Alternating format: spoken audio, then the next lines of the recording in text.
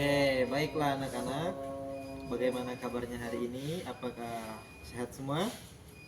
Sehat semua ya. Jadi hari ini pada semangat-semangat nih kayaknya belajarnya. Oke, sebelum kita memasuki agenda belajar mengajar kita hari ini, kita absen terlebih dahulu ya, supaya kelihatan siapa yang hadir atau siapa yang hadir. Oke, siap ya absen semua? Siap? Siap. Oke, siap. Yang pertama Jibril. Hadir Jibril? Oke, Jibril hadir. Kemudian Muhammad. Muhammad hadir? Hadir Muhammad. Tapi Muhammad tadi telat ya? Oh ya. Apa ya, lain kali jangan telat lagi ya Muhammad, harus disiplin ya.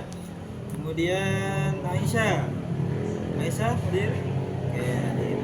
Baiklah, setelah kita absen, kita akan kembali belajar seperti minggu yang sebelumnya ya. Kita hari ini akan belajar tentang masalah najis. Oke. Ada yang sudah tahu sebelumnya najis itu apa? Boleh acungkan tangan atau boleh izin menjawab. Siapa yang bisa? Sudah mendengar sebelum-sebelumnya atau pernah mendengar di HP atau diberitahu oleh guru-guru yang lain apa itu najis? Oke, Jibril, coba Jibril, apa arti najis Jibril? Oh ya, Jibril mengatakan najis itu adalah kotoran seperti tai ayam atau tai kotok. Oke, bagus, jawaban Jibril tadi sudah bagus ya. Benar, jawaban Jibril tadi, najis itu merupakan sebuah kotoran yang dalam agama kita, jikalau kita sebuah kotoran yang seharusnya kita sucikan atau kita bersihkan dengan cara sesuai dengan najis tersebut. Kalau itu najisnya, oke, yang menurut syariat agama kita, ketika kita ingin melaksanakan ibadah, jikalau najis tersebut masih ada atau menempel di badan kita, mesti kita sucikan. Contohnya tadi ya, benar Jibril, tai kotor, kemudian apalagi darah, kemudian kotoran-kotoran hewan yang lain. Nah itu ya.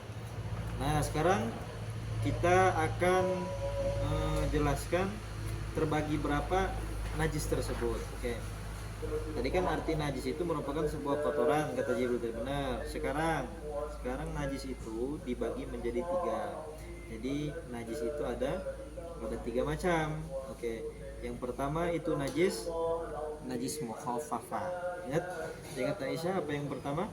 Najis mukhaffafah. Sekarang kita bahas apa sih sebenarnya najis mukhaffafah itu. Najis mukhaffafah itu adalah sebuah najis yang ringan, kemudian kita sucikan tidak mesti dengan cara mandi ataupun dengan cara berwudu. Nah, itu berarti najisnya najis ringan.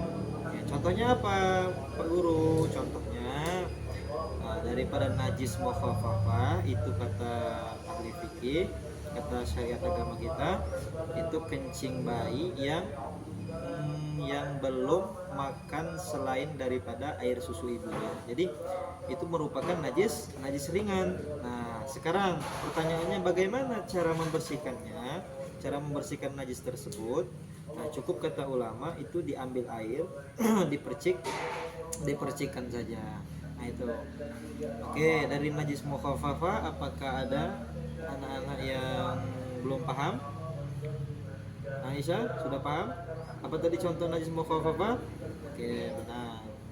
Kemudian yang kedua ada najis mutawassithah. Nah, setelah najis mukhaffafah, kemudian najis mutawassithah. Apa sih najis mutawassithah itu? Mutawassithah itu adalah najis pertengahan. Jadi ringan sudah tidak, kemudian berat pun belum. Ya, di pertengahan. Nah, contoh najis mutawassithah ini apa? Tuh yang diomongin sama Jibril tadi, apa? Kotoran ayam atau kotoran sapi, kencing, berak, darah. Nah, itu termasuk daripada najis mutawassithah. Terus bagaimana cara membersihkan atau mensucikan najis mutawassithah tersebut? Nah, dalam syariat agama kita, cara mensucikan najis tersebut, jikalau ada di badan kita, kalau kita ingin melaksanakan ibadah, kita perlu yang namanya berwudu atau membasuh daripada, kalau kita terkena daripada najis tersebut, yang seharusnya kita cuci dengan air yang bersih, kemudian Kemudian kalau kita ingin melaksanakan ibadah, kita harus bersuci dengan cara berwudu. Itu kita sucikan najisnya, kita basuh sehingga kata ulama yang hilang 3 macam: hilang baunya, hilang rasanya, kemudian hilang warnanya.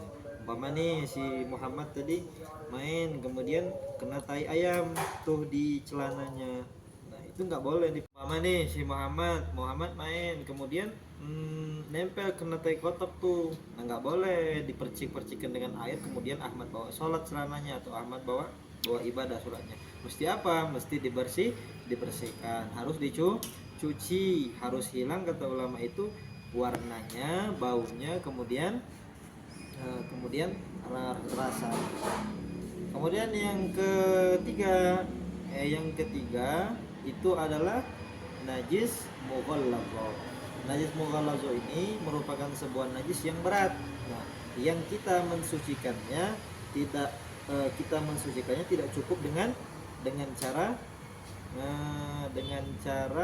dibasuh saja seperti dengan air, tapi dengan cara syariat agama kita, yaitu dengan cara Muhammad. Oh ya Muhammad, apa pertanyaannya Muhammad? Apakah darah itu termasuk najis? Oke, Muhammad ini kayaknya ngantuk tadi ya waktu Bapak menjelaskan. Oke, Bapak jawab ya Muhammad. Nah, apa kata Muhammad? Apakah najis itu termasuk apakah darah itu termasuk najis atau bukan? Oke, tadi kan sudah kakak bilang darah itu termasuk daripada najis. Najis apa itu? Siapa yang bisa jawab coba? Oke, Aisyah, najis apa? Darah? Oh ya benar, najis mutawasito. Jadi setiap darah yang mengalir di tubuh manusia, kemudian di tubuh hewan, jika dia mengucur atau dia keluar dari tubuh tersebut, dia mengalir atau dengan catatan darahnya banyak tapi ya mengenai kita, itu termasuk daripada najis ya. Oke. Ada yang lain? Sudah paham Muhammad? Oke, baik. Jadi kalau sudah paham, yang lain tidak ada yang bertanya, mungkin itu saja penjelasan kita pada hari ini. Mudah-mudahan apa-apa yang kita sampaikan pada hari ini itu bisa menjadi manfaat berkah untuk kalian semua, umumnya, kemudian khususnya buat diri Bapak sendiri. Jadi kalau terdapat kesalahan, Pak aturkan mohon maaf.